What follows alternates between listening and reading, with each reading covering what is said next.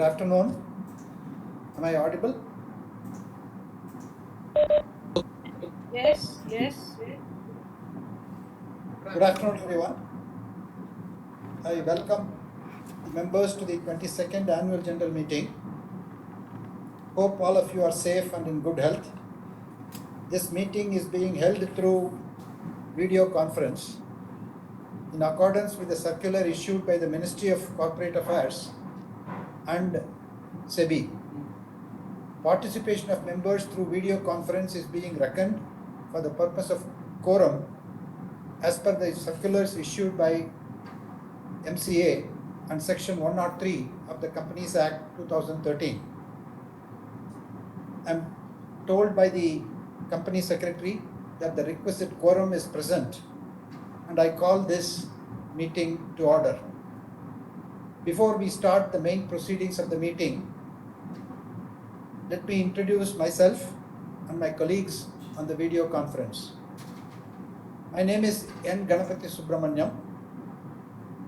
I am joining this meeting from our offices in Bangalore, and I have Sanjay Nayak, CEO and Managing Director of the company, and N.R. Ravikrishnan, Company Secretary of the company, along with me. I am able to hear and see all of you clearly, and I have got all the proceedings on papers, etc. with us. There is no one else present with us at this moment. Let me introduce the other directors. May I ask A.S. Lakshminarayan, non-executive, non-independent director, to introduce himself, please.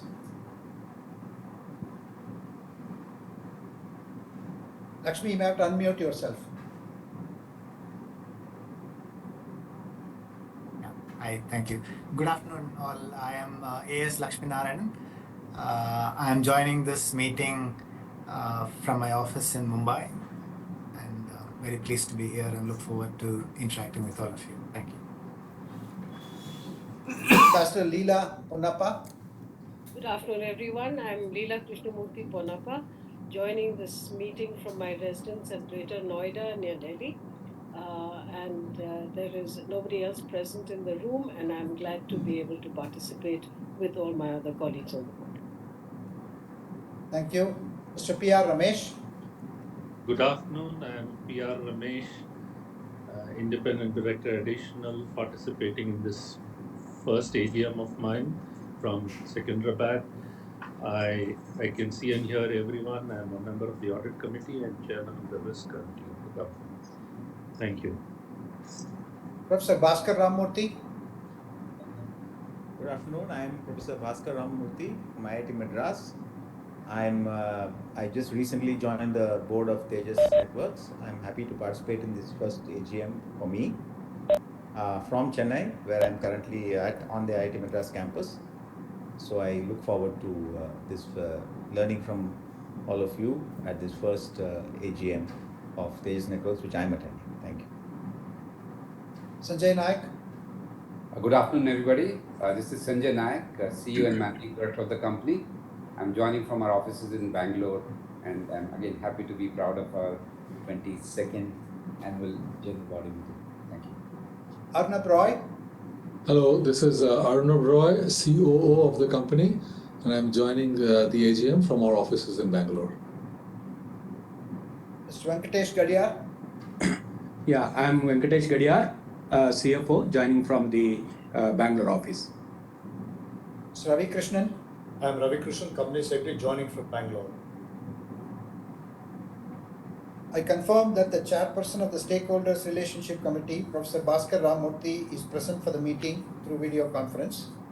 The chairman of the Audit Committee, Mr. Chandrasekhar Bhaskar Bhave, could not be present due to unavoidable reasons. Ambassador Leela Ponnappa, a member of the Audit Committee, is present for the meeting through video conference. I confirm that the statutory auditors, Mr. Arun from Messrs. Pricewaterhouse Chartered Accountants LLP, internal auditor, Mr. Hemant from Singhvi Dev and Munni LLP, secretarial auditor, C. Dwarakanath, practicing company secretary, cost auditor, Krishnamurthy, JNV and Associates, are all present for the meeting through video conference. I now request N.R. Ravikrishnan, Company Secretary, to provide general instructions to members regarding participation in this meeting. Good evening, everyone. Members may note that this annual general meeting is being held through video conference in accordance with the Companies Act 2013 and circulars issued by the Ministry of Corporate Affairs and SEBI. Facility for joining this meeting through video conference or other audiovisual means is made available for the members. The company has also provided webcast facility to view the live proceedings of this annual general meeting on the company's website. The Register of Directors and key managerial personnel, the Register of Contracts or Arrangements has been made available electronically for inspection by the members during the AGM.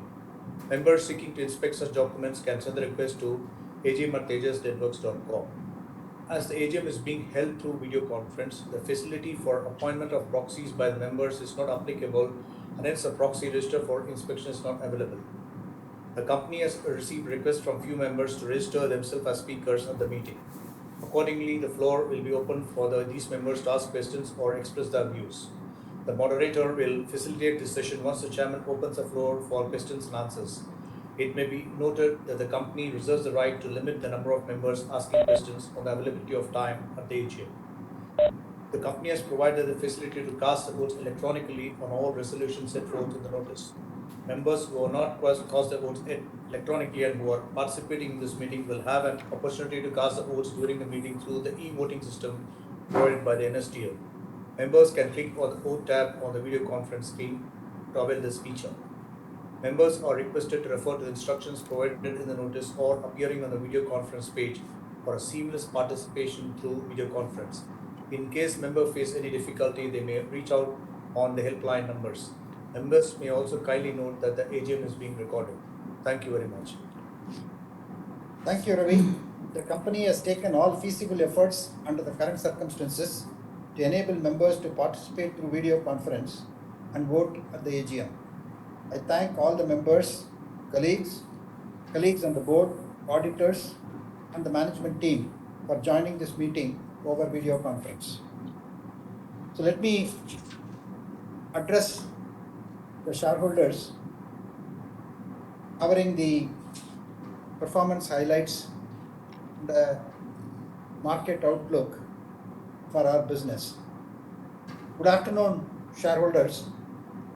It's an absolute privilege to be your chairperson for the annual general meeting today. And I take pleasure in welcoming you all to your company's 22nd annual general meeting. On behalf of the Board of Directors and everyone at Tejas Networks Limited, I would like to thank you all for the trust and confidence that you have placed and look forward to your continued support to the Board of Directors and the management at large. The annual report for the year ended 31st March 2022, along with the Directors' report and audited annual accounts of the company, have been shared with you, and may I request that these be taken as read. I would now like to outline the salient aspects of your company's financial and operational performance for the fiscal year 2021-22, followed by an overview of the business environment. Performance highlights. The pandemic pushed consumers, businesses, and governments to accelerate their adoption of broadband and digital technologies. Notwithstanding the short-term supply chain challenges and COVID-19 related uncertainties that we faced throughout the year, your company continued to stay resilient thanks to the strong commitment and support from our members, employees, customers, and communities. Financial year 2022 was a year of renewed commitment towards our aspiration to become a trusted telecom products company. During the year, while we witnessed a strong demand for our products and solutions in the form of new order wins, our revenue growth was relatively modest due to global chip shortages that impacted our manufacturing operations and our ability to deliver to our commitments. The shortfall in our revenues, in turn, adversely impacted our profitability. Summary of our FY 21-22 financial performance is as follows. Net revenues were at 551 crore, year-on-year growth of 6.9%. Profit after tax was a loss of 63 crores. Net working capital increased to 492 crores, primarily due to increased inventory. Our order book at the end of the year was 1,175 crores, out of which around 70% is expected to be realized as revenues in financial year 23. The cash position of the company remains strong at 1,102 crores cash and cash equivalents with no debt. During the year, we enhanced and redesigned our 4G LTE radio access network, RAN, base station product to meet the technical requirements of a large pan-India mobile operator in India.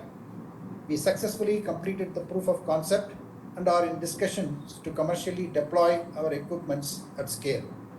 Our 4G LTE base station has been designed to be upgradable for 5G, for which work is in progress.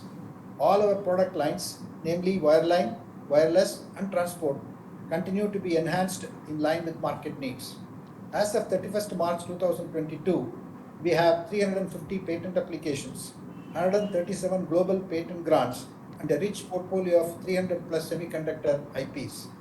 This strategy is further strengthened by the acquisition of Sankhya Labs Private Limited, which enables your company to be a strong player in the broadcast domain and become an active player for wireless, broadband, and broadcast segments as the industry enters the convergence era. Your company is the largest Indian optical networking products company with deployments across 75 countries. Your company has deep expertise in the networking domain, and our people are respected for their skills, professionalism, and competence. Our unique programmable software-defined hardware architecture enables flexible products that can be field upgraded to meet new standards and customer requirements while giving a time-to-market advantage. Our people and community. We are very happy to report that during the year, our employees seamlessly transitioned to a hybrid working model without sacrificing on productivity. We also provided all possible support to our employees and their families in fighting the second wave of the COVID-19 pandemic in India. Our efforts range from sponsoring organizations who are distributing oxygen concentrators, providing funding support to build COVID care centers and local hospitals, and arranging vaccination camps for our employees and their families at all our offices around the country. Amidst all of this, in FY22, our TJ1600 multi-terabit packet optical transmission product family won the Voice and Data Excellence Award for Innovation. The company was also a finalist for 2021 Asia Communication Award in the Innovation category. It's a matter of pride that Tejas won the prestigious CEO of the Year and CTO of the Year awards from ET Telecom. Telecom networks are now an essential infrastructure for digital society and economy. Growth of high-speed broadband, 5G, softwarization of telecom networks, and the emerging geopolitical situation are the key macro trends driving our business. Globally, over the last few years, especially with the onset of the COVID-19 pandemic, always-on broadband connectivity to homes and businesses has emerged as an essential service like electricity, gas, and water. This opportunity, coupled with current policies of the Government of India, provides the right environment for design and development of indigenous technology and use of domestically manufactured telecom products like ours. In FY22, I am happy to inform you that your company was declared eligible under the PLI scheme as well as the Trusted Sources mandate, which would help in growing our domestic market share in both public and private sector opportunities. We are also pleased that your company is now part of the Tata Group. The Tata Group has always supported initiatives which are considered important and necessary for our country. In line with this philosophy, the group has recognized the need for having an indigenous telecom stack and is working towards orchestrating a modern solution for the telecom industry at large. In doing so, the objective is to build a world-class telecom OEM, capitalizing on the end-to-end group capabilities in software and system integration, design and manufacturing of electronic subsystems and telecom equipments, in which your company will serve as the centerpiece. In conclusion, your company is poised to be a scale player of global reach with a competitive portfolio of products supported by best-in-class R&D and innovation. We will grow offering modern, efficient, and innovative telecom network equipment. This would entail us building a strong manufacturing system in India an agile back office and support operations backed by world-class teams and processes. I take this opportunity to sincerely thank all our board members for providing their valuable guidance and support to your company. In particular, I would like to express my gratitude and appreciation for the past chairman, Sri V. Balakrishnan, and Dr. Gururaj Deshpande, under whose able leadership the company has been able to achieve all the success over the years and build a strong platform for the future. On behalf of the Board of Directors of Tejas Networks, we thank the respective governments, nodal agencies of India, the Government of Karnataka, and all other government agencies, governments of various countries where we have business operations. And we look forward to their continued support.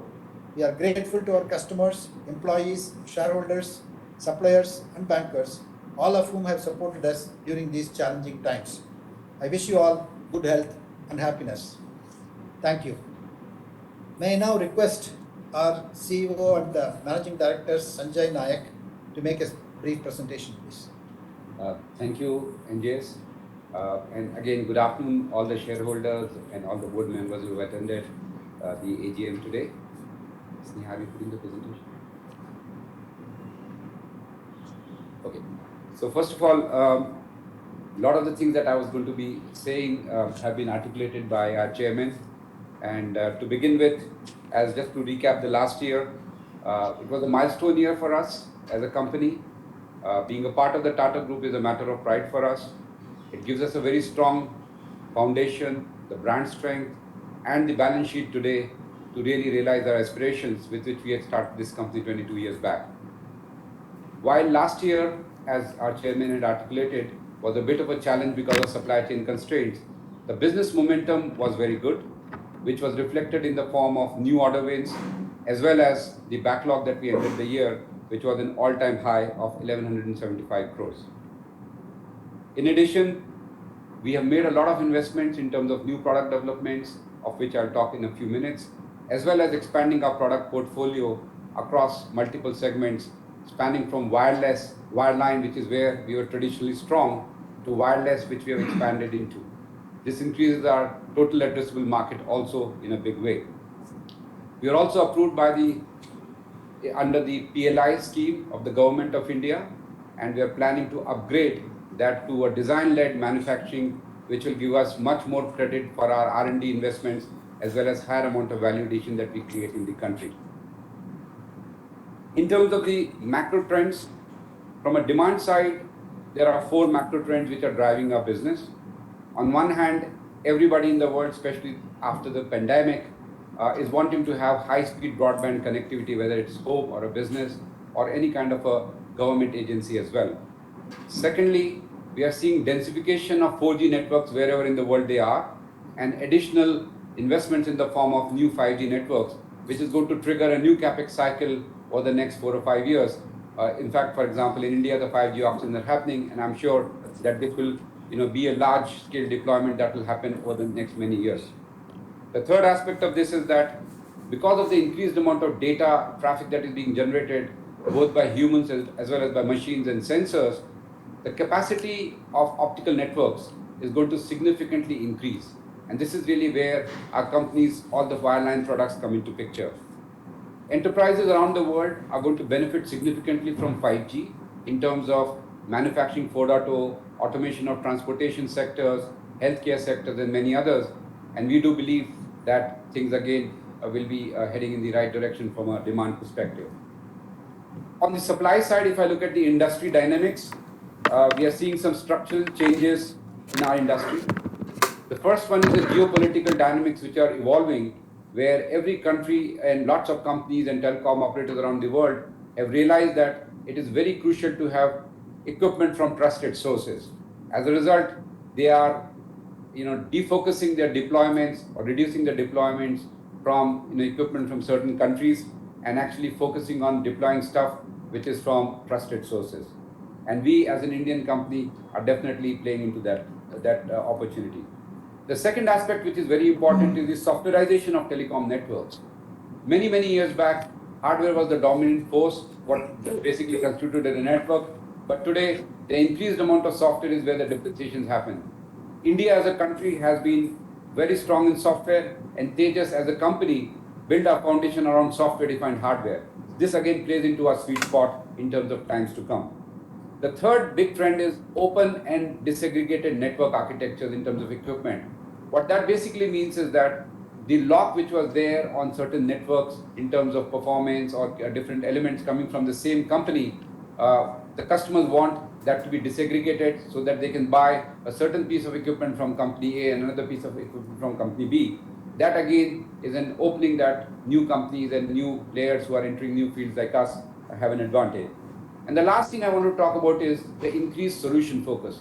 Especially with 5G, operators and enterprises just don't want a particular box, but they really want an end-to-end solution. So working with our synergies across the Tata ecosystem, for example, we can really build much more competitive solution which include state-of-the-art products as well as IT services and all the applications and analytics that go along with it. So if I look at all of these are favorable macro trends for our business as we attempt to increase our size and become a global scale company. Next slide, please. In terms of our vision and strategy, as our chairman articulated, our vision is to create a global scale telecom product company from India. There are three really fundamental foundations of that. As a product company, we really want to expand our portfolio from wireline to wireless and really become an end-to-end player. And as I show in a slide from now, we really do have very, very large coverage in terms of the product offering that we have. The second aspect is we have to expand our sales. Home market is something which has to be taken advantage of. India is a large country with a large demand. And if you see the experience of other OEMs around the world who have built large-scale businesses, the first thing they did was really get a fairly strong position in their home market. And we are confident that with our competitiveness of our portfolio, as well as the positive schemes from the government of India, give us an excellent platform to expand our presence in the home market. Internationally is where we have to become a global player and a player of scale. And again, with all the momentum that we have generated in the past in terms of being strong in certain geographies, we want to invest there and increase our market share. And in addition, enter new geographies using the brand strength of our group, as well as the opportunities that are being created because of the geopolitical factors where equipment from certain vendors is being replaced by more trusted sources. The last part of it, and part of it what we realized in the last year, is that we have to build a very solid manufacturing operations in terms of being able to be resilient to the supply chain challenges that we've seen in the last 24 months. And we are really retooling our processes as well as systems to make sure that we can actually execute very well despite the challenge that we'll face. And that's something which we are doing to really get to the next scale. Next slide, please. Just to give you a picture of all the products that our company does from a pictorial viewpoint, if you see on the left-hand side, we are building 4G and 5G base stations, as it is commonly called. And with the Sanjay acquisition, we also have ability to build receivers on the ground which can take satellite connectivity. So really, whether it is fiber, 4G, 5G or satellite, we have all forms of access that go into our telecom network. And then in the middle, you can see all the transport functions and all the products that we have built over the years. And between all of those three things, as you can see, we can actually have the capability to build an end-to-end network, starting from access to the core, using indigenous technology and trusted sources, and really building competitive products which are software-defined hardware as we talk about it. Going to the next slide, in terms of we've been an R&D driven company. We've invested a lot in R&D, and we wanted to kind of share with you what is the impact of all of that R&D. If we really see in FY17, we had a certain portfolio of products which was primarily transport product in the access and aggregation stage, and we had around a total addressable market, if you remove China from the global picture, of around $7 billion. Each year after that, we have been investing in R&D and expanding our product portfolio. And if you see FY23, where we are today, not only do we have all the wireline products from access to transport to core, but we also have built a 4G base station, and we are now ready for 5G as well. And in addition, we have built switches and routers which are used for smart city and safe city application. So if you really see today, our addressable market is close to $29 billion, which is a fairly large market size. Given all of this, I just wanted to share one slide in terms of what does this software-defined hardware architecture mean and how our innovation is coming into picture. This product that you're seeing is just an example of a unique innovation that your company has done in the world. where from the same equipment, you can give fiber to the home services on GPON technology. You can perform transport functions as we described in terms of Ethernet and packet transport, as well as you can actually use it as a 4G base station, which can be upgraded to 5G. And this kind of technological innovation where wireline and wireless coming out of the same platform is something very unique. And as you can see from the different awards that we've got around the world, this is the kind of innovation that we can get. The benefit to the customer is like a Swiss Army knife, where the same product can be used for multi-purpose applications and really increase its benefit in terms of total cost of ownership, as well as the new services that you can launch once you have deployed one of the boxes. In addition, I just wanted to share a few other things that we have been doing in the background. We have launched what we call the Tejas Academy. As you are aware, the Indian technology industry is going through a fairly high degree of attrition, and we have come out with a very innovative solutions where for developing the deep technology products that we need in our company, we need really high quality and highly talented manpower, of which we have abundance in our country. We have created a Tejas Academy, which is like a boot camp where very bright engineers are selected. They are put through a very intense program, and after that they can come and actually become very, very productive, hardcore R&D engineers, which we believe are going to be very good for us and allow us to expand our company. Security is very important, and this year we got ISO 27001 security certification in terms of IT processes and systems. And as our chairman mentioned earlier, our company continues to be recognized by innovation and excellence in everything that we are doing. In terms of our CSR initiatives, last year a lot of our focus was dedicated around two broad themes. One was education and the other is healthcare. So we did participate, like many other companies in our country, on all possible things that we could do for supporting the COVID crisis. And in terms of education, we actually expanded in two different areas. On one hand, we partnered with a university for very high-tech research in AI and ML related automatic fault diagnostic systems, and on the other hand, for education at the grassroots level in villages. Coming to the last slide of my presentation, if you could please. Looking ahead, I mean, what do we think is the future for our company? First of all, I can say it's very exciting times ahead. As a Tata Group company, we have all the opportunities available. As I said, the macro factors are in our favor, and with the synergies and the brand strength that we have of the group, along with all the foundation that we have built over the years in terms of products and technology, and the focus that we want to think long term. We want to build a business which has sustainable growth, and we want to build a business which is recognized for its innovation as well as deep amount of impact that it's making, not just in India but in the world. And I'm very proud and happy that we are at that juncture today, and I look forward to sharing these exciting times with you in the future as well. Thank you. Thank you, Sanjay. I now request our company secretary to provide a summary of the auditor's report. The statutory auditors, Mrs. Pricewaterhouse Chartered Accountants LLP, and the secretarial auditors, Mr. C. Dwaraknath, practicing company secretaries, has expressed unqualified opinion in the respective audit reports for the financial year 2021-22. There are no qualification, observations, or adverse comments on the financial statements on matters which have any material bearing on the functioning of the company. The statutory auditor's report on the standalone financial statements and consolidated financial statements are available in the annual report. The secretarial audit report is enclosed as Annexure 5 to the board's report of the annual report. Thank you. Thank you, Mr. Chairman. Thank you, Ravi. As the notice is already circulated to all the members, with the consent of the members, I take the notice convening the meeting as read. Before we proceed, I am pleased to bring to your notice that, as required under the Companies Act 2013, the company had provided you all the facility to cast your vote electronically on all resolutions set forth in the notice. Members who have not cast their vote electronically and who are participating in this meeting will have an opportunity to cast their votes through the e-voting system provided by NSDL. Members may please note that there will be no voting by show of hands. Further, members can seek clarifications and/or offer comments on items of business, if any. The results on the AGM resolutions shall be declared not later than 2 working days from the conclusion of the AGM of the company. We now take up the resolutions as set forth in the notice. The floor will be open for any questions by members after all the resolutions are tabled. We now take up the resolutions as set forth in the notice. Item number 1 of the notice, adoption of accounts. The financial statements of the company, including the consolidated financial statements for the year ended 31st March 2022, including the reports of the Board of Directors and Auditors, have already been provided to the members.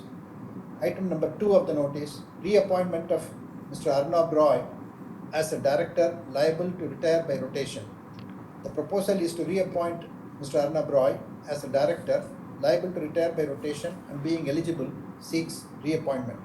The text of the resolutions along with the explanatory statement is provided in the notice circulated to the members. Item number 3 of the notice, reappointment of Messrs. Pricewaterhouse Chartered Accountants LLP as statutory auditors of the company. The proposal is to reappoint Messrs. Pricewaterhouse Chartered Accountants LLP as statutory auditors of the company. The text of the resolutions along with the explanatory statement is provided in the notice circulated to the members. Item number 4 of the notice, increase of the authorized share capital of the company and alteration of the capital clause of the Memorandum of Association of the company. The proposal is to increase of authorized share capital of the company and alteration of the capital clause of the Memorandum of Association of the company. The text of the resolutions along with the explanatory statement is provided in the notice circulated to the members. Item number 5 of the notice, the proposal is to approve the Tejas Restricted Stock Unit Plan 2022, RSU 2022 or the plan, and grant of 50 lakhs restricted stock units under RSU 2022 to eligible employees of the company. This item may be read as approval sought only to eligible employees of the company. The text of the resolutions along with the explanatory statement is provided in the notice circulated to the members. Item number 6 of the notice, the proposal is to approve the appointment of Sri P.R. Ramesh as a non-executive independent director not liable to retire by rotation of the company.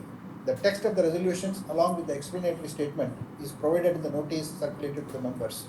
Item number 7 of the notice, the proposal is to approve the appointment of Professor Bhaskar Ramamurthy as a non-executive independent director not liable to retire by rotation of the company. The text of the resolutions along with the explanatory statement is provided in the notice circulated to the members. Item number 8 of the notice, the proposal is to ratify the remuneration to be paid to the cost auditor for the financial year ended 31st March 2022. The text of the resolutions along with the explanatory statement is provided in the notice circulated to the members. Item number 9 of the notice, the proposal is to approve the grant of restricted stock units under RSU 2022 to eligible employees of the company and its subsidiaries. The text of the resolutions along with the explanatory statement is provided in the notice circulated to the members. Dear shareholders, thank you for joining the 22nd AGM today and for taking time to participate in today's AGM. Before we go live with the question and answer session, here are some points to note for your convenience. Kindly turn on your video when you are projected on the broadcast screen, unmute yourself and proceed to ask the questions. Please mention your name, full your number and location from where you are joining. Each shareholder will have 2 minutes for the questions. To avoid repetition, the board will respond to all questions at the end. Once you have asked your question, you can log off and continue to watch the proceedings. The floor is now open for questions. Congratulations on that note. Okay, sir, I have a few observations which Chairman can kindly respond. Mr. Ramaswamy. Cyber security. Chairman, we have read the annual report pages of. Good afternoon, Mr. Ramaswamy. Sanjay Nayak as well as Mr. NGS have given the Good. idea. Please go on. If anything, board can be shared. Welcome to the board, sir. Mr. Sanjay Nayak, good afternoon. How are you? Hi, sir. Thank you. Yeah, welcome to the board, Mr. Chairman and the new directors, sir. I am Ramaswamy speaking from Delhi, sir. So our company is, top 3 R&D spenders as per the ICSA study submitted. Congratulations on that. No. Again, sir, I have got few observations. Chairman can kindly respond, sir. Cyber security. Chairman, we have read in the annual report page number 49. Mr. Sanjay Nayak as well as Mr. NGS have given a fair idea about it. If anything more can be shared as an opportunity to the company on cyber security aspect as well as the threat to the country as a whole. Out of the cybersecurity will be helpful, sir. Market share, and our competitors. See, we are one of the top 10 global supplier of optical aggregation products. Page number 52 of the annual report. Sir, who are our competitors and what is the market share of our company vis-a-vis our competitors? Again, sir, on the BSNL 4G tender, we have read a very detailed interview by the chairman, sir, and the suspects, sir, in the Economic Times latest. So, what is the business opportunity for our company in the next 2-3 years, and how will when the monetization of this will start, sir? Sir, last but not the least, when will our company become regular and sustainable income earning company, and when we can expect dividend from the company, sir? That's all from my side, sir. Thanks a lot and all the best, sir. Thank you, Mr. Ramaswamy. Can we move on to the next Dr. Bopana? We now invite Mr. Arun Bhatta, please. Dr. Bopana? Yes, sir. Can you see me, sir? Can you hear? Yes, we are able to see you and hear you very well, sir. Thank you. Good afternoon. Nice seeing you after a long time. Good afternoon to everybody. Tejas happened not in the west but east, not in Bay Area but in Bangalore, not flush with money but as a startup. Merging with Tatas is a significant move, sir. I'm very proud of it. Welcome Sanjay Nayak to Tatas.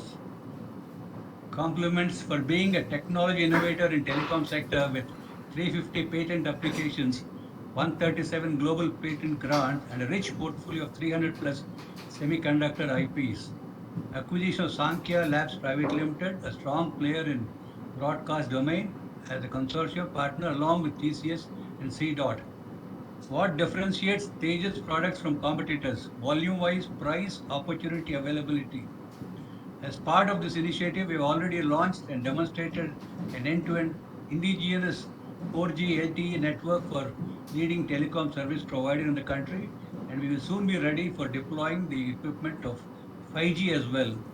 From being a startup to India's first publicly listed deep technology telecom product, entered the wireless product segment in addition to wireline segment, which has been our strength thus far. My question, sir, what are the challenges with the raw materials keeping the Russia-Ukraine war to? How did we de-risk the sourcing? Was it backward integration or anything else? What has been the impact on our PLN account due to the Russia-Ukraine war? Revenues from products launched in the last 2 years. So population growth, more people entering the consumption cycle will add to the economic boost for Tejas. What is happening on ESG metrics and front to protect the planet and do good for people? What differentiates our products from competitors? Volume, price, opportunity. HR policy, a new initiative to create next-gen leaders with balanced lifestyle. What is a breakup in gender diversity? So preference to make in India and production-linked incentives provides the right environment for design and development of indigenous technology and use of domestically manufactured telecom products. What are our goals in renewable energy? Will climate solutions be future of global economy? What is expected size of the industry in 5 to 7 years? T, transformation as a group. E, emerged businesses. What is structured and what is nurtured? What are the innovations will be there? Will there be disruption by new players or new business models? Lastly, sir, Tejas came in silently in India with so many impossible rules. Tejas' next phase of growth should be exciting and rewarding. In conclusion, Tejas should add to India's wealth through innovation, with purpose taking precedence over profitability. Tejas, with Tata's spark of national spirit, should make India self-reliant and lead the world. Tata's propelled into the rank of industrialized nations through foray into core business, and Tata's always did what was good for the country. So I wish Tejas all the best under your chairmanship, Chairman sir. Thank you very much and namaste. All the best to you. Thank you, Dr. Bopana. We now request Mr. Naveen Bothra. Mr. Bothra?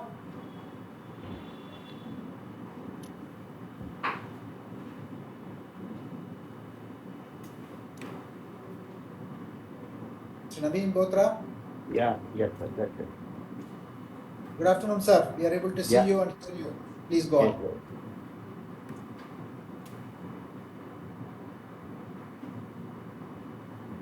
sir. Very warm wishes and greetings to our chairman, NGS sir. We welcome him on our company's board as chairman. We are very pleased with his induction as chairman. He provide us all the guidance and leadership in to become a world-class telecom company out of India. Also, very warm wishes and greetings to our MD Sanjay, Nayak sir, and distinguished board members, Lakshmi sir, and management team of Tejas. I also welcome the new directors on the board. Naveen Bothra is speaking from Delhi. Congratulations on the various awards and recognitions received during the year, as also the ET Telecom CEO award. Congratulations to Sanjay sir. Sir, I have the following points for your broader view, because in the investor presentation and the con call, a lot of details covered in detail and all these things. So I would like to have Chairman sir's broader view about our Tejas 3 under Tata. What is our medium-term management plan to become a world-class top-tier global telecom equipment company from India? So how we are going to achieve this with the huge resources of Tata Group and the synergy at play with our various companies of TCS and Tata Communication Assets. So would like to have your views how we are going to achieve our aspiration to be a world-class telecom top-tier company from India. Secondly, SaaS, a subscription-based cloud service which makes it easy for service providers to manage their network elements. So what is the share of revenues we are expecting from this SaaS-based service, SaaS? And further, as we are a telecom equipment company, how do we see services? How do we see ourselves in the services space through the SaaS-based space in the long run? As regards the broader view about the Sanjay acquisitions, it is well covered.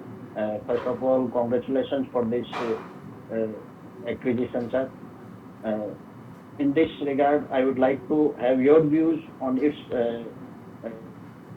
the unique proposition of direct to mobile D2M broadcast and broadband convergence, in which Sanjay has developed and demonstrated successfully to Sinclair UCA. I think in the Q3 or 4 we will be supplying the fabulous chip. Supplies will start. So in the policy environment of India, recently there was a conference also. How do you see the policy environment in Indian broadcasting space evolving, and the size and the scope of this usually once of its kind innovation from Sanjay? So would like to have your views, sir, about this D2M possibility, and will it be possible? We will be coming to the B2C space also through this proposition D2M. And third is regarding the 5G private network opportunity. Government has permitted 5G private networks by enterprises. So what will be Tejas' role and scalability potential we see as a telecom equipment company? Because private networks as a separate business opportunity, is it going to increase our share of revenues? Because otherwise we would have gone through the telecom service providers. So allowing the private network, how we are going to benefit from this? Would like to have your views. And similarly regarding, are we also planning to set up an 5G private network at Tejas? Would like to conclude. Wish the management team all the very best in the times ahead. And I have already voted in favor of all the resolutions and propose a vote of thanks to the board, sir. Thank you very much for providing me the opportunity. Thank you, sir. Thank you very much. Thank you, sir. Thank you very much. We now request Mr. Tejas. Yes. Am I audible? Am I audible? Yes. Yes, sir. Mr. Start Kotecha. my video also. Please start my video. I have started from here, from my side. Please start my video, moderator. Good afternoon to all of you, sir. Namaste. First of all, I am very happy to meet you in the virtual meeting as a small shareholder. Sir, I like the tagline of the company. And Mr. Ganpati Subramanian ji, with you taking over as the chairman, automatically I'm saying, and the Tata's name added to us, we being part of the Tata group, we are going to be seen as a positive growth company in future. I'm not going to discuss any operational income right now because we are in a transition phase. We are in an integration phase. In the transition phase, being a Tata Group company, everything has to gel. And integration, because we have acquired that Sankhya Labs, and that integration has to also be done. So we are in that phase now. Because we are in that phase, I would not like to discuss any operational questions. I will not ask you anything. I'm going to ask you some specific questions. Like your balance sheet annual report theme says charting new frontiers with, because now as part of the Tata group, and somewhere in the balance sheet you have written we have got material related transactions with Tata Communication and TCS.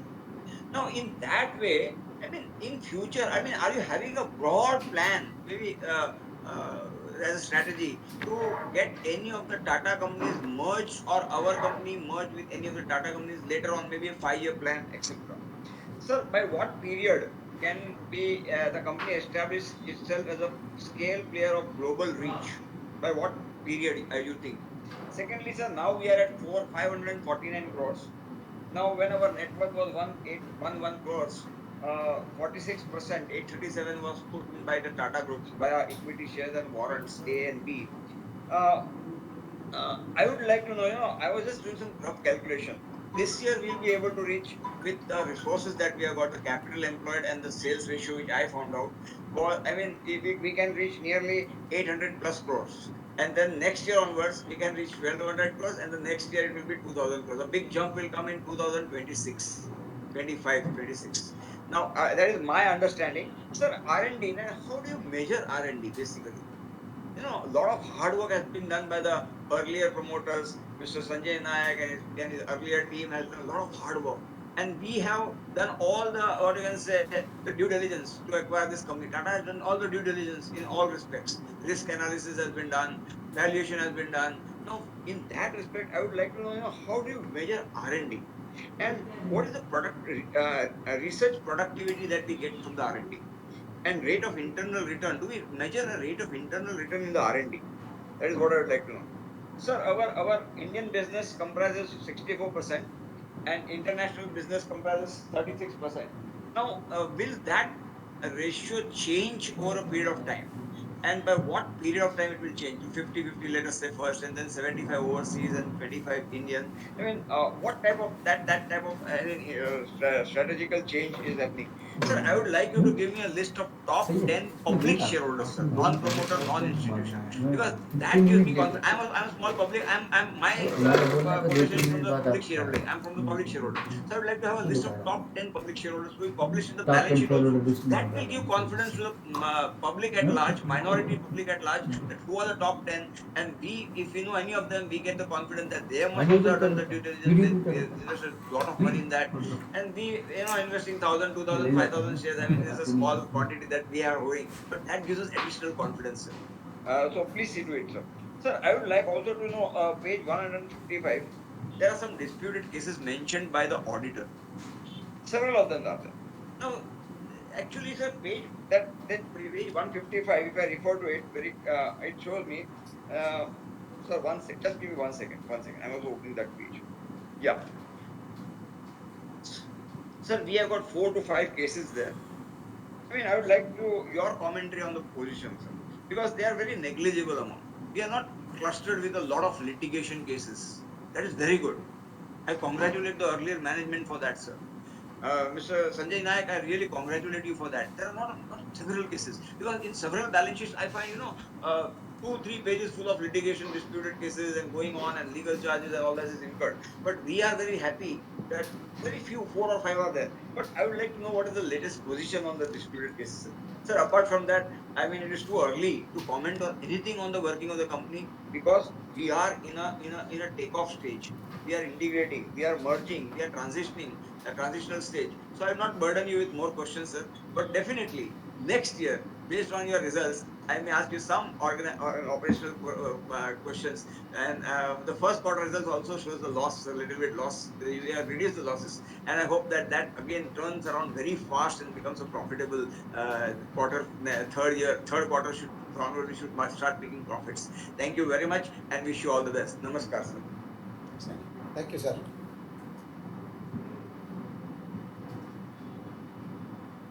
And so we now request Elizabeth.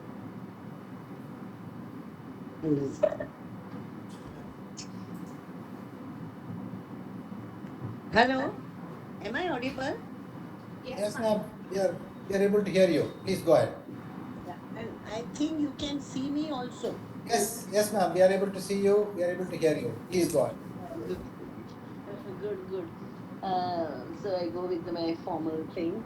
Respected Chairman, Mr. N. Ganpati Subramaniam, MD and CEO, Sanjay Nayak, other members of the board, my fellow shareholders attending the virtual meet. I am Mrs. C.E. Mascarenas. I am attending from Mumbai. First of all, I take the privilege of thanking our company secretary, Mr. N.R. Ravi Krishnan, and his team for sending me annual report. I would have been happy if I would get a physical copy, because this balance sheet is quite difficult reading also, and registering me at my request and for giving me the platform to speak. Thank you very much.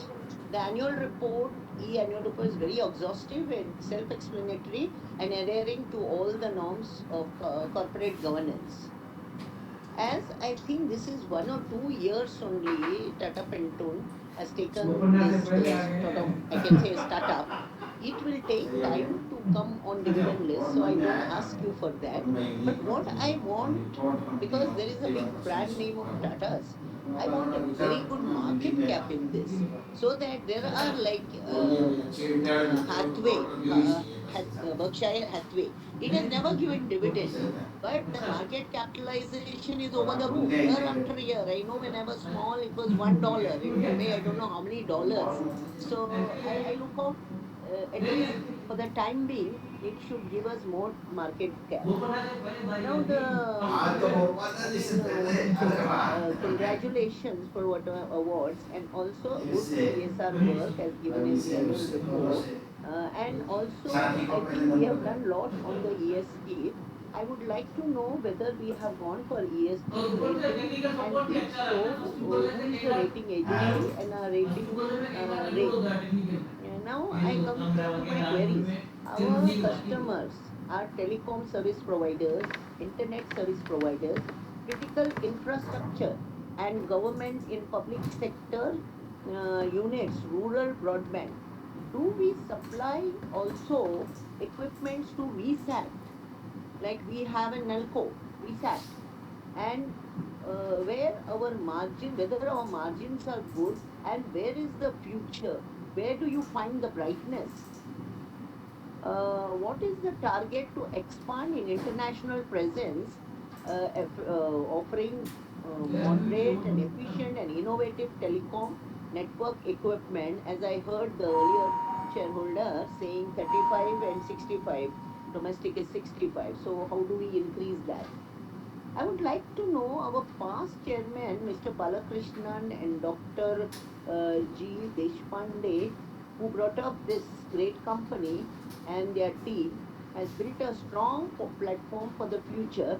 Are they with us, like, say, as a consultant and giving support? Where are they, Then I come to the next one. Our order book at the end of the year was 1,175 crores, out of which 70% is expected to realize. So I would like to know how much order work we have received in the last quarter, how many clients are added, and how many are repeat orders. Our business is from international sales and sales on generated from 4 regions: Africa, Middle East, South and Southeast, Southeast, and Europe and Americas. Which among these more potential, where is our margin and good vis-a-vis the capital employed? My one other question is, now as we are going on 5G, will this 5G increase our business equipments? Could you just share that thoughts? So after acquiring this Sanjay Labs acquisition, any more acquisitions to further the growth in inorganic way? Rest maybe I will be able to speak better in the next year. At now I feel that we should become more prominent, and our brand like Tata should go in the air like anything. So definitely we'll be having a good market capitalization. I support all the resolutions. I know where there is Tata. I have got full faith in Tatas because they can change, and with the present way, like Air India's will be going in a big way. I am sure about this telecom equipment. We will be doing great job with Tata Communications, Tata Tele, Nelco. So there are so many will be interconnected, and I see this as another Tata which is going on such a high price. What is that Tata? Tata Elxsi. I feel this will be another Tata Elxsi, sir, under your guidance and your leadership. It will not leave any stone untouched, but we had to wait for a very, very long time to see what was Tata Elxsi, So I feel this, because now this is the age of the telecom. Without the internet, we can't do anything. We are not, traveling has become less, but we see and everything that is become more. Everything is going digital, and which we are not, at least I am not able to cope that way. With this, I wish you all the best, especially good health, and may our company grow. Higher to higher grade, and I feel we need to change the name also. Let the board, let them take the decision. With this, thank you very much, and may God bless our company, lips and bounds. Namaskar. Thank you, Mrs. Bhaskar. Yes. Thank you very much. We now request Mr. Ravi Kumar. Mr. Ravi Kumar?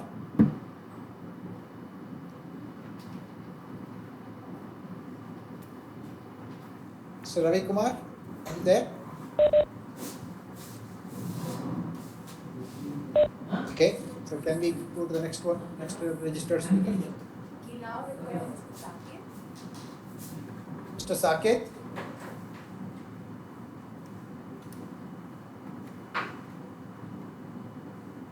Mr. Saket, are you there?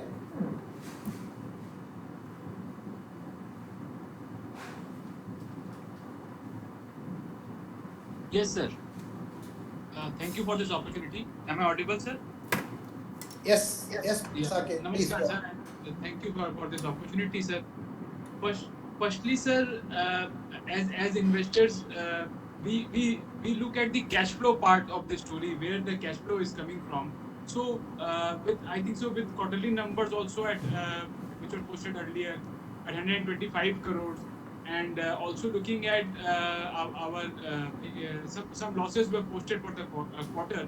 So we'd like to understand when will the company start accruing cash on a continuous basis? Means cash profit, sir. And also, sir, how should we investors would be able to value this kind of enterprise? If you could give us some understanding, because if you look at other metrics like profitability, revenue generation, those are not aligning with the market cap the company is commanding. So whether it is the IP part or the futuristic outlook, what is giving us this kind of valuation, sir? I fail to understand, or in fact, this is the lack of my knowledge, sir. Also on the order executable part, sir. When I think so, we mentioned about some figure 900 crores of order book currently there also. So what is the executable period for the same, and what are the margins? We spoke about semiconductor having the problem with semiconductor availability being a reason for lower profits for this quarter, and also the cost increase has not been passed on. So if you could dwell, when will this even out? The moot point was for investor community, when will this company be posting cash profits, and this kind of $1 billion market cap on I think so last year sales number are not in front of me. How one should justify being going for an investment in these kind of companies, sir? I'm a new shareholder to it. If you could give me some understanding, since it's a Tata brand, sir, that takes away a lot of credential into it, and therefore it definitely deserves a merit. So please let us know. And also, sir, are we looking for acquiring more IP or asset? I think so. One of the companies in your vicinity, I think the Sterling Technology has put some of their optic fiber cables and other networking equipment part on block. I think so. They would like to raise some $2 billion on it. So are we in the race to acquire on that front? If you could throw some light on the same. These are my very small points, sir, and I hope to. I think so. Better come. You are doing concalls and things like that, but cash flow is the one which is confusing me a lot, sir, and I hope to hear from you. Thank you. Thank you, Mr. Saket. With this, we have come to the conclusion of all the questions that were posed, and we have covered all the registered speakers. So let me try and address some of the questions that have been posed, answers to it, and wherever Sanjay you can amplify it, I will let you amplify it. Mr. Ramaswamy Vasudev, thank you for joining us, and thank you for your questions. I think cyber security is you asked about cyber security. I think it's a most important thing, and it's in the agenda of every company and every board. And Tejas also have taken cognizance of it, and then taken steps to protect our own operations, our own network from any cyber attacks. That's the first one, to initially safeguard ourselves. Then the second is that, look, any equipment that we deliver or any code that we embed in our equipments, we are making sure that we take adequate precautions, adequate steps, that the code that we embed into our equipments do not have any vulnerabilities or any unnecessary code which could be exploited by people from outside. So in that sense, that we are ensuring that our equipments are solid, robust, and secure, and so that it deserves a trusted tag. Right? Then you have asked about our competitors. I think our competitors are, wide spectrum of competitors are there, given that, we have focused traditionally on wireline business, wireline products, which includes FTTX, which is really fiber to anything, is one biggest thing, and then the transport part of it. And then now we have launched the wireless product segment. So the competitors, in addition to all of that, we have the routers, switches, etc., which I think, the product portfolio is something that our CEO Sanjay explained in his presentation. Given that wide range of product portfolio that we have in the networking space, which could address both the enterprises as well as telecom providers, internet service providers, the competitors are also fairly wide, from small players to regional players to domestic players to global players. So we are tracking all of them, and our goal is to make sure that we produce a product with adequate differentiation and ensure that we remain competitive in the marketplace, and as much as possible provide an end-to-end solution stack. That will be our biggest advantage. And then you had also asked about the BSNL tender, the business opportunity. I think I have addressed it in my opening remarks and speech. So overall, I think the BSNL is opportunity is a very live and good opportunity. It's a scale opportunity because you don't get to roll out a network of that size, right? Like pan-India basis anywhere in the world. From that perspective, it's a very, very strategic lifetime opportunity, I should say.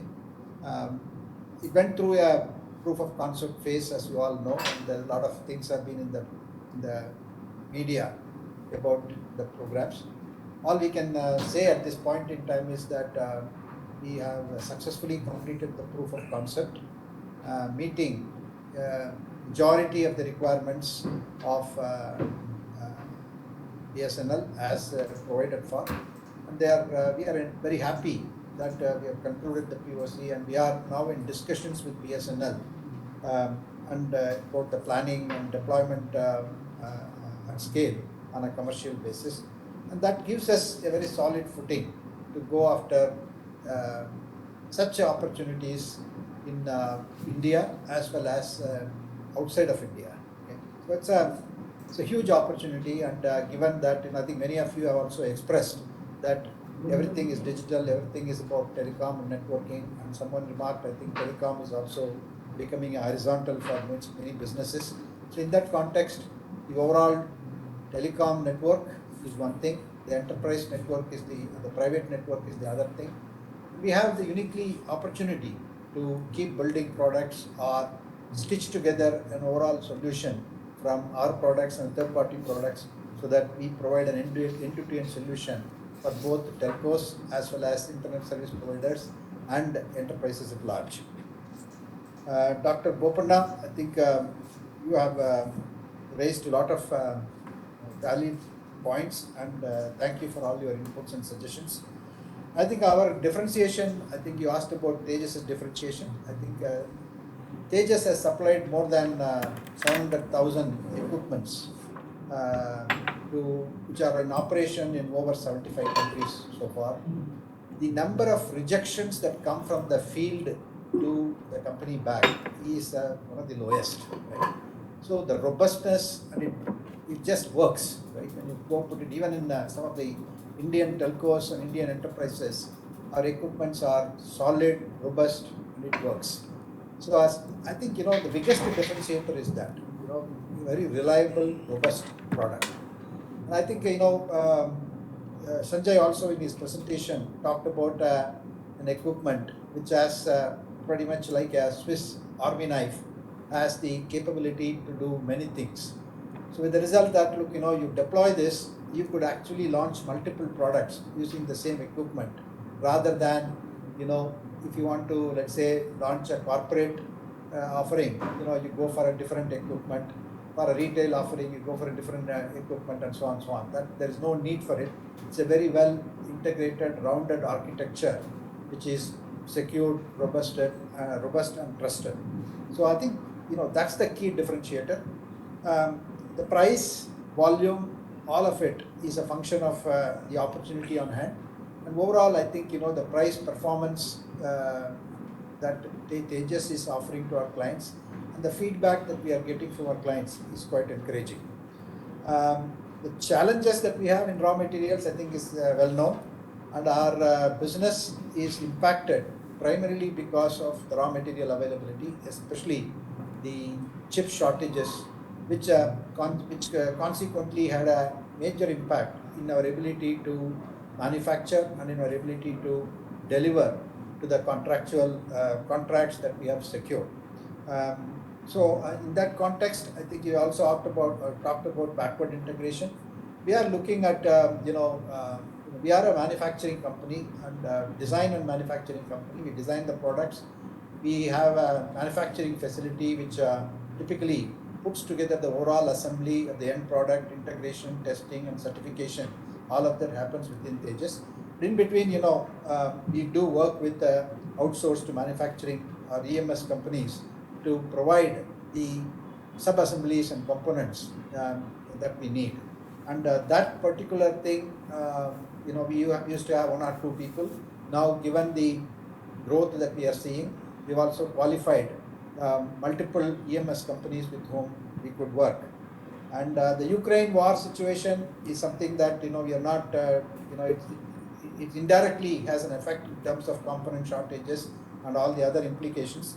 But overall, the demand environment that we see from Europe or from rest of the world continues to be encouraging, and so on, so that we recently won an opportunity in Italy where the company is planning to set up an office and then proceed further with that.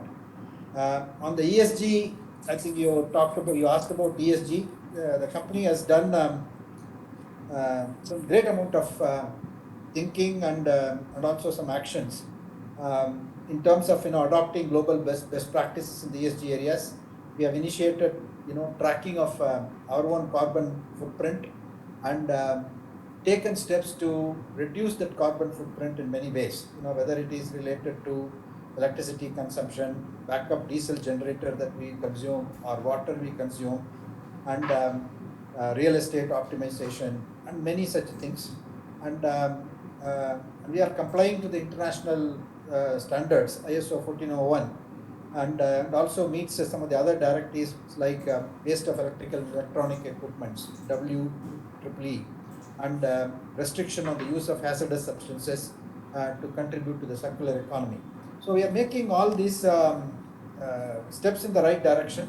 Much needs to be done, and I think as we move forward with our business, and I think providing a green compatible equipment and the equipments that we supply to the field need to be circular, need to be regenerative, as well as making sure that we conform to some of the strict emission standards and so on and so on. And then gender diversity, you asked about it. I think given that a lot of our work is in the R&D side of things, we are very pleased that we have about 16% of our workforce is women, and I think that's increasing every quarter. I think the innovation question is, we in this particular area, innovation is the key. There is a lot of innovation at play, and as a company, we are extremely focused on all the standards that we need to comply with. For example, 3GPP standards, which we need to adhere to. We are complying with it, and we are in a catch-up mode in some sense. And I think, as a company, we will finish the catching up by middle of next year with respect to all the features that we need to supply with respect to the latest release of the standards. For example, release 17 is already out by 3GPP, and we need to be complying to release 17 standards pretty quickly. And then we will concentrate on contributing to the standards evolution and also innovate in this field, both for the private network space as well as the telcos networking space. Mr. Naveen Bothra, I think you asked again, a lot of questions, and thank you for your support and best wishes. Tejas, our medium-term focus is to really consolidate our business and position ourselves very well in the wireless space in terms of a very solid 4G and 5G equipment market. Right? So that is going to be very crucial, even for the India as well as some of the emerging and established markets as well.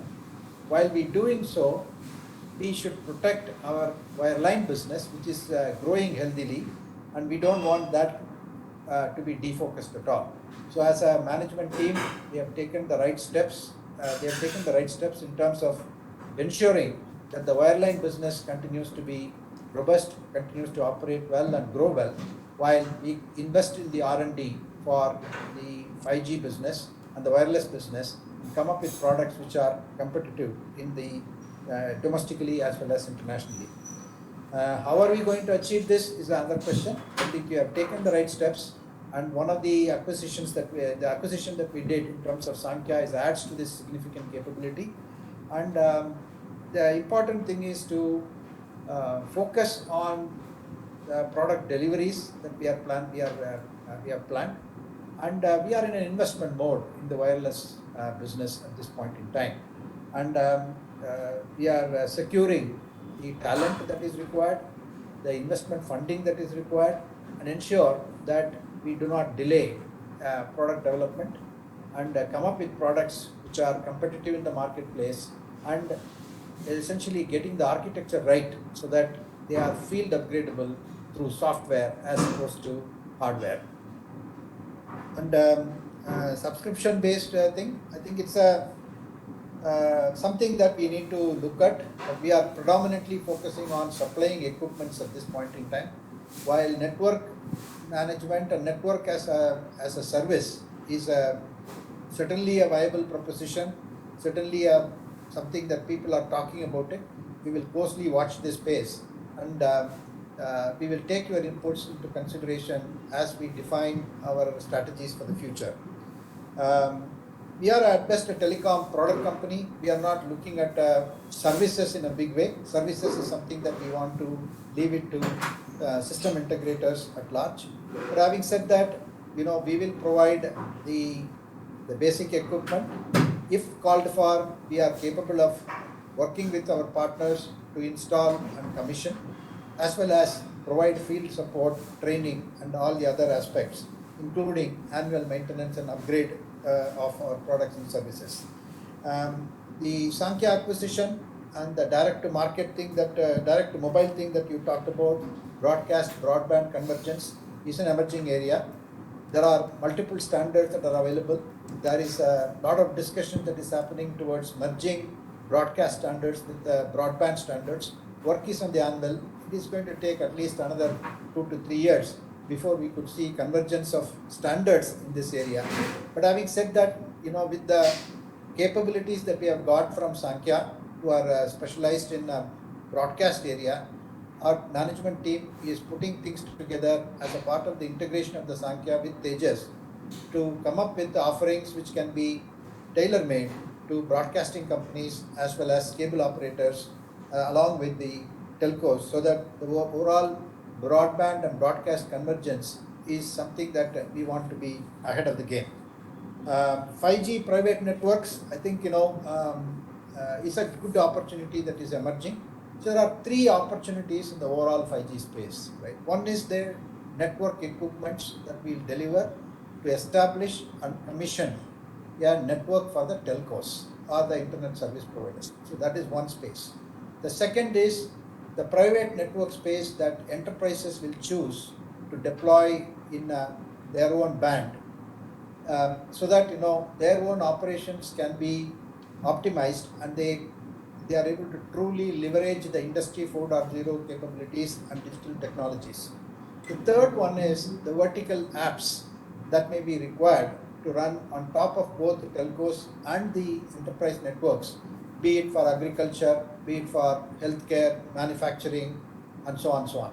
In all the 3 dimensions, the equipment space side of it, right? Whatever the equipments that are required for the telcos and the private enterprises is something that we would like to support. We would like to offer either ourselves or through alliances and partnerships through our partners.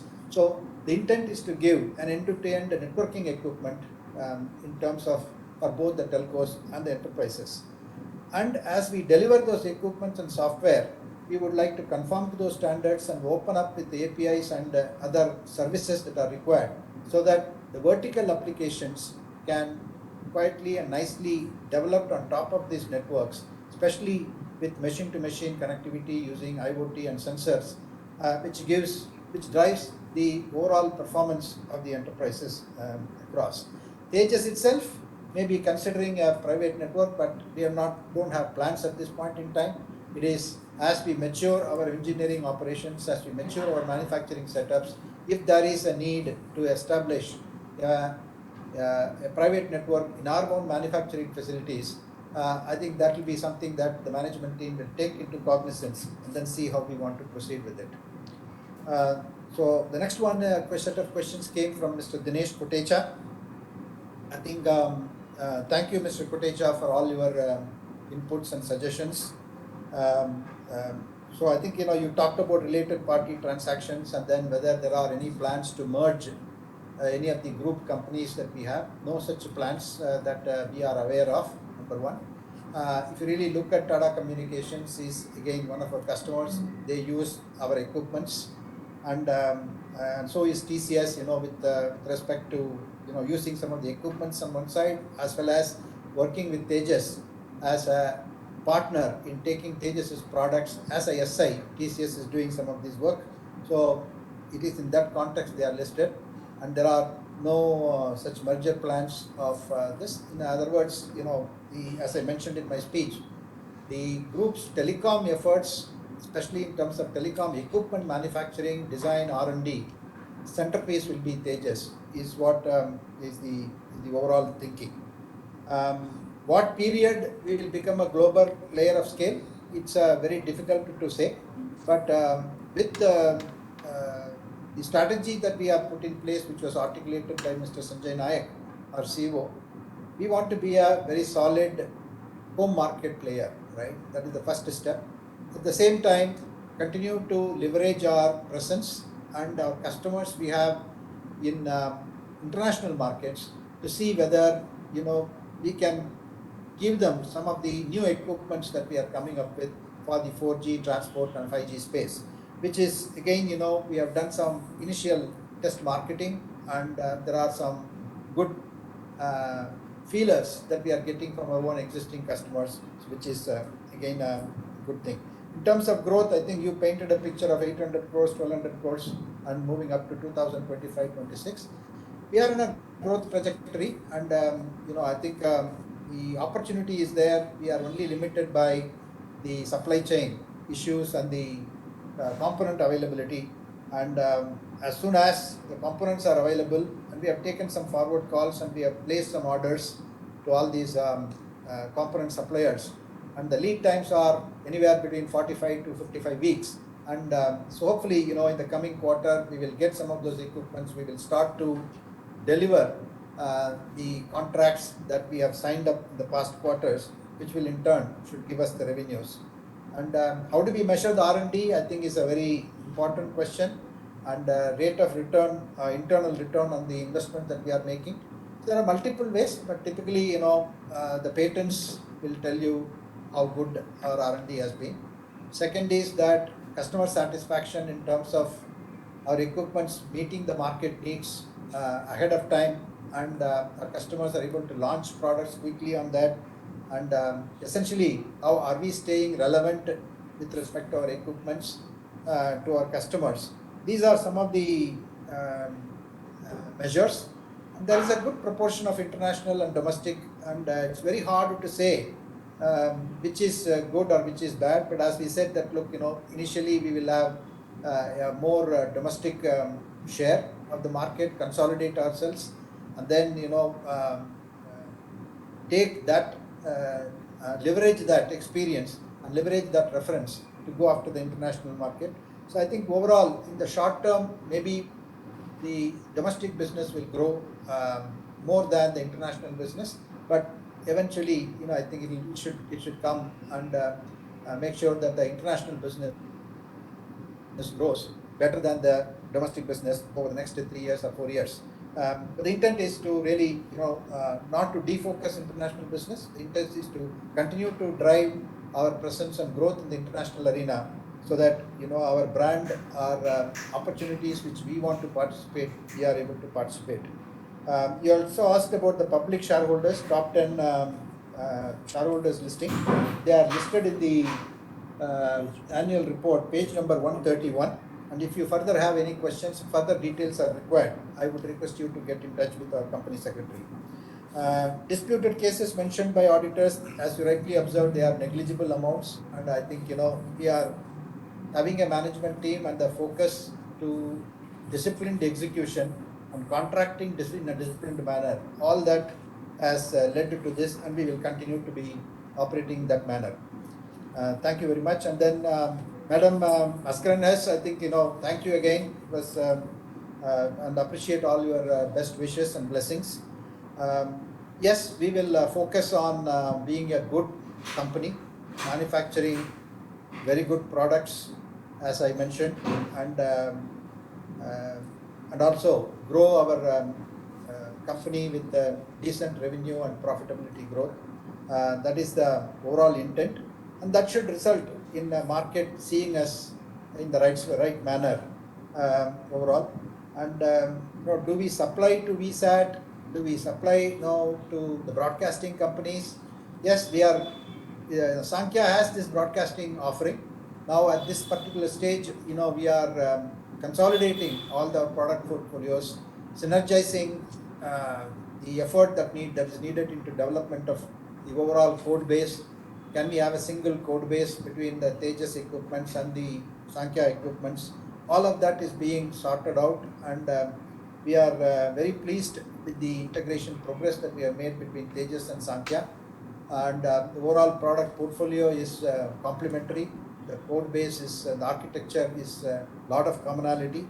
We have similar or the same supplier ecosystem. So there are many synergies that I think we will have. Both, I think, Sri Balakrishnan and Sri Deshpande, we don't have a specific arrangement with them, but both are well-wishers of the company, and I'm sure that we can reach out to them and for any help that we need, and they will be more than happy to support and provide their assistance or advice as it is required. And I think we have the total order book is 1,176 crores, right? So totally 1,176 crores was the order book that we had, and 70% of that is what we hope to deliver and recognize as revenue during the financial year 23, subject and limited only to the component availability. But we have also modified our supply chain and the ecosystems that on which we are operating, so that we have greater visibility on our subcontractors' ability to procure those components and supplies. We have fully integrated the systems now. So all that should augur well for us to deliver and a good execution of this backlog that we have. 5G, will it increase the potential? Absolutely, yes, it will increase the potential, and there are most countries, they are in the space of 4G and 5G, and 4G is also expected to stay in parallel with 5G for at least the next 4 or 5 years. It is expected to coexist, and our products are well positioned in the marketplace for that. Sankhya is the acquisition that we have integrated, and there are nothing that I can comment on with respect to any future acquisitions. But overall, we are consciously looking at increasing our capability, and for the right opportunity, right intellectual property that is on the table, we are not averse to looking at any new acquisitions. Then Mr. Saket Kapoor, I think you have asked some questions with respect to cash profits and order book, etc. I think I have already answered. As far as the cash profits are concerned, I think the company has been doing well in the past. In the last about 18 months or so, we are affected by some component supply chain, and which essentially meant that we didn't want to stop investing, and we didn't want to. Ours in a technology business, so we just have to continue to invest in the R&D. Some we capitalize, some we expense it out based on our policies. And I think the order book is there. The components are getting delivered. And as we deliver these equipments to the customers and then install and commission it, we'll be able to bill and recognize as well as collect these the cash. Overall, that should improve our own performance with respect to cash profits. I think with respect to any new assets or acquisitions, I have already answered. So overall, I think with this, I think I have answered all the questions from all the shareholders. If there are anything that I have missed out, please feel free to reach out to the company secretary. We will provide more recent answers. So with this, I want to thank you all once again, and we are always happy to see all the shareholders coming and joining and spending your valuable time with us, and giving your inputs, your insights, the questions that you ask triggers us some fresh thinking. The outside in view is something that which is very valuable. So we are grateful to all our shareholders from who has joined us today. So let me now come to the last item on the agenda. The Board of Directors have appointed Dwarakanath C, Company Secretary in practice, as the scrutinizer for the e-voting process. I hope all of you have taken part in the polling.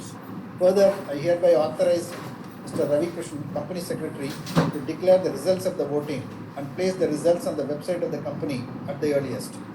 The resolutions as set forth in the notice shall be deemed to be passed today, subject to receipt of the requisite number of votes. Further, the combined results of remote e-voting and electronic voting during the AGM, along with the scrutinizer's report, shall be communicated to the stock exchanges. The results will also be placed on the websites of the company and NSDL. All the items of today's annual general meeting have now been transacted. Thank you for attending the meeting. With this, I declare the 22nd annual general meeting as closed. Thank you all very much.